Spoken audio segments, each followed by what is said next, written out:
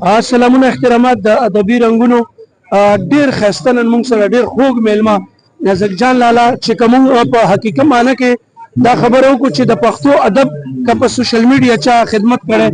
دغه غستی د په کراچۍ کې ورته هرکلی وایو د خپل اډمن دانش افریدي سره راغلی وو د منیر بونیري صاحب د هوټل یو پرانسته و دلته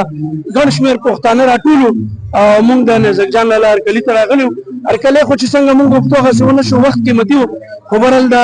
نازک لالا یو څو خبرې غواړو چې ادبي رنګونو په شیشه باندې راشي. ډیره زیاته مننه ستاسو دانش رور را سره د ډیر وخت نه په رابطه کې وو او دی نو الله دې تاسو قدر وکړي او الله دې تاسو ونازوي چې مانم دومره درناوی راکړي. مننه نازک لالا په کراچۍ کې پښتانه ګڼ شمېر دي موږ که پښتونخوا ته لاړ شو چې بونیر کې بونیری ګورو نو بونیر ته به ځو دلته په ګلۍ کې بونیری ملاویږي سواتۍ ملاویږي څه مخصوصه وي کراچۍ کې نو دا خو ما په یو ویډیو کې د دې نه مخکې هم ذکر کړی و چې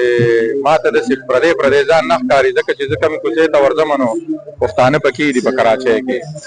او په دې ډېر زیات خوشحاله یم چې پښتانه دلته اوس خپل روزګارونه لري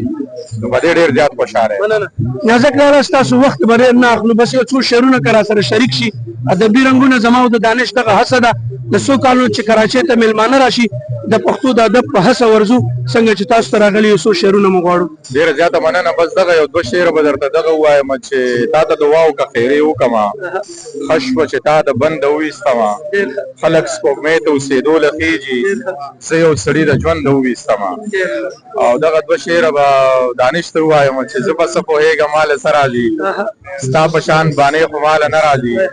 تاله چې راځمه بانې جوړې کړم ستا نه چې بیا زمه بانه نه راځي.